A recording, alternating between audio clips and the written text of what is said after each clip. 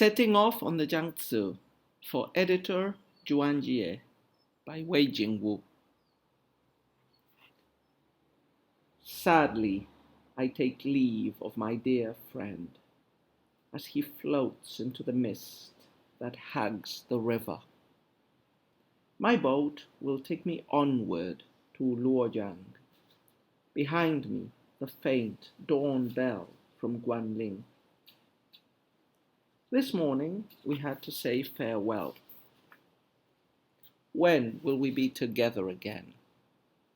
Our lives are like this boat, borne on the waves, against the current or with it, never at rest. So this is the second poem of Wei Yingwu in the series, quite a short one, especially comparing it to the two previous ones that we've read, including one by Wei Yingwu himself. And what's the topic of the poem? Well, it's pretty straightforward. Wei Yingwu is saying goodbye to his friend, the editor Zhuanjie. In fact, the same Zhuanjie we encountered two poems ago, complaining about tax collectors in his prefecture.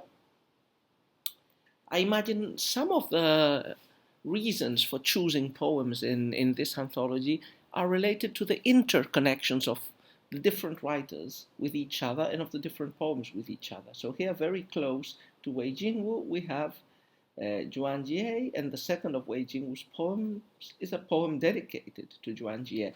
And we encountered already something similar with, for example, was it Wei or Qiuqiang? It was Qiuqiang. Wang Wei dedicated one of his poems, his second poem in the anthology, to Qiuqiang, and later on we got a poem by that person as well.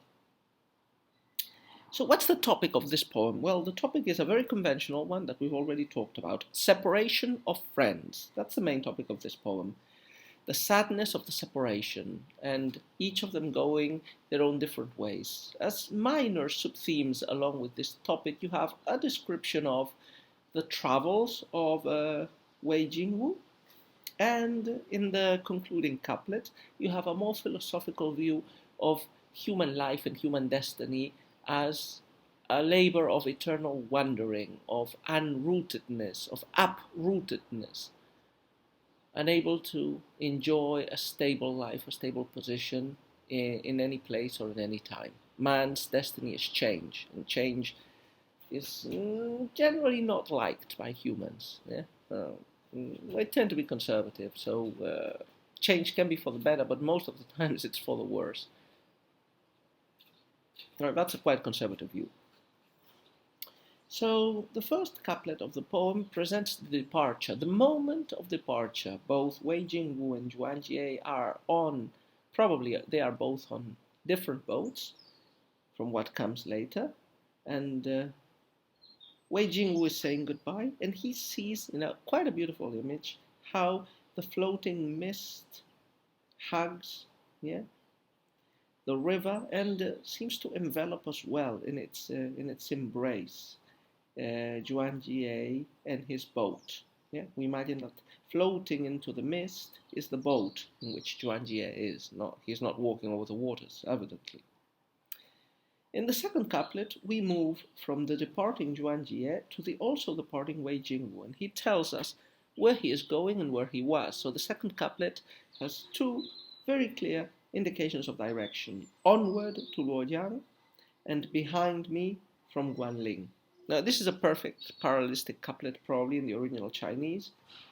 Luoyang, Guanling, onward, behind me, boat, dawn bell. And Wei Jingwu was going to Luoyang. I think we mentioned Luoyang. It's the eastern capital in the times of the Han Dynasty, so a massive, big city. Probably Wei Jingwu was going to serve in the government, in the central government, in some position. And he's leaving behind Guanling. Guanling is another name for a city in China that was more commonly known as Yangzhou. Yangzhou was at the head of the Great Canal. So for those of you who don't know much about China, China has two massively big rivers, the Yellow River in the north, also called the Huanghe, and the Yangzi in the center south of the country.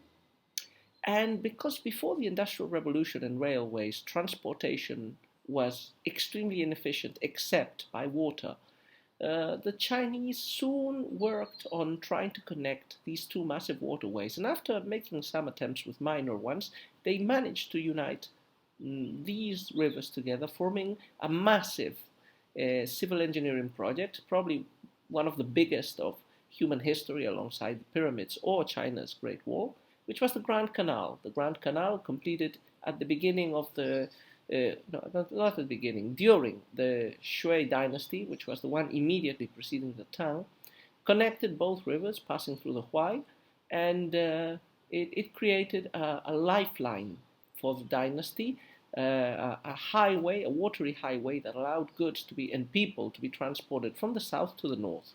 And this proved to be especially useful for the economic development of central southern China and for the imperial monarchy after the Anlushan rebellion, when many areas of the north and northeast escaped the control of the central government.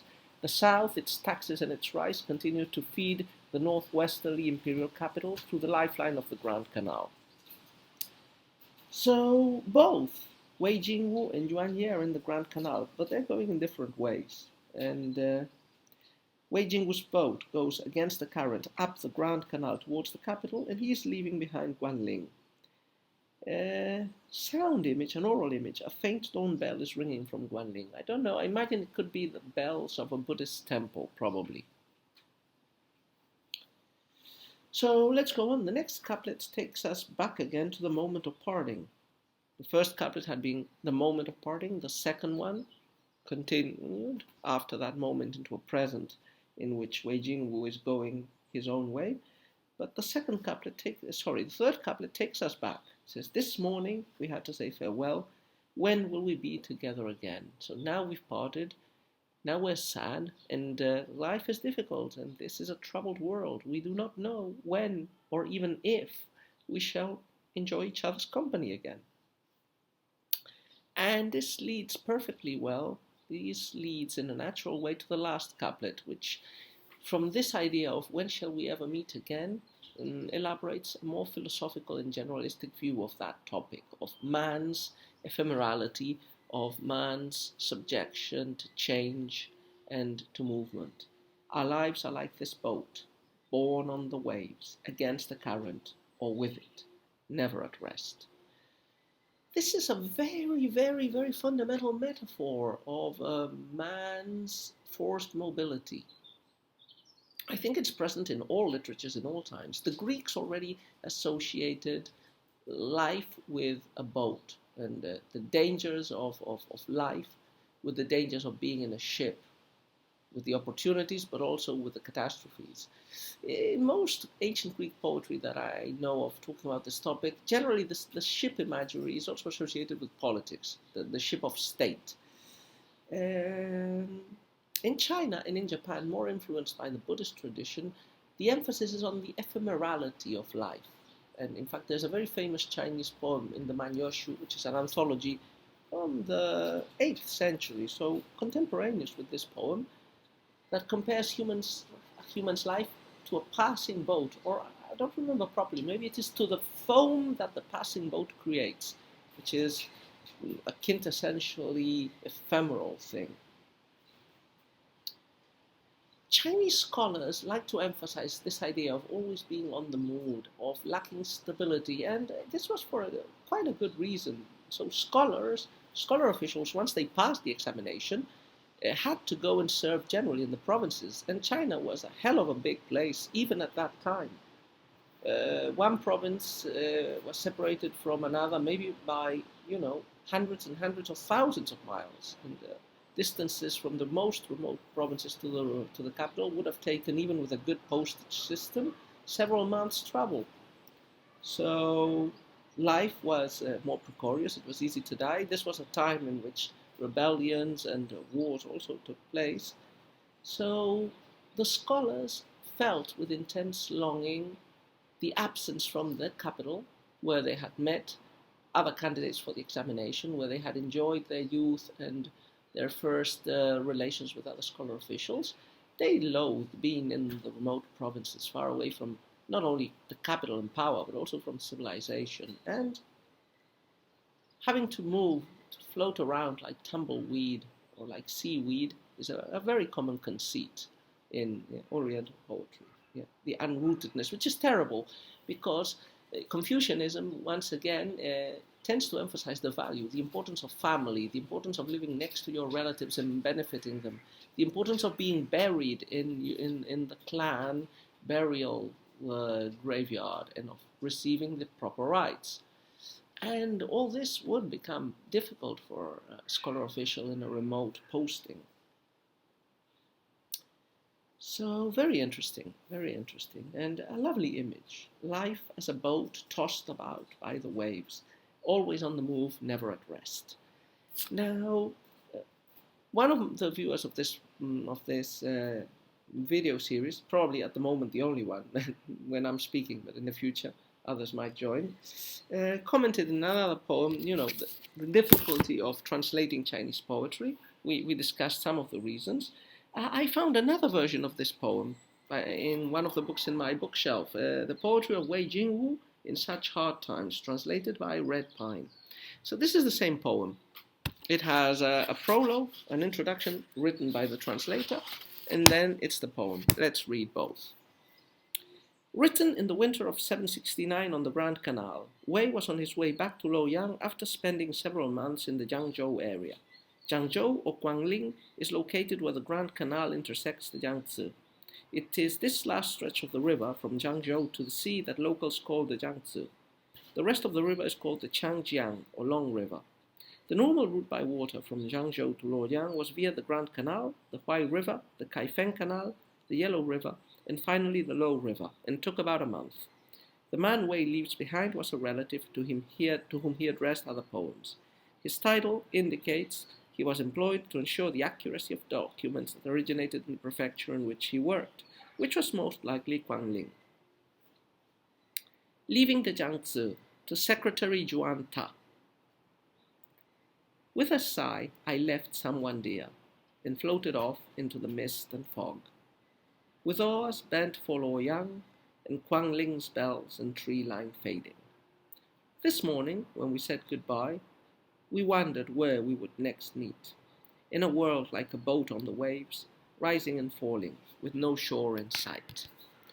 So I think both versions are quite similar. There isn't much divergence in the gist of both translations, and sometimes you have to, some of the differences are just due to stylistic features and the attempts to make the original text sound poetry-like and fluent and nice in the English version, and not stilted and artificial as a translation.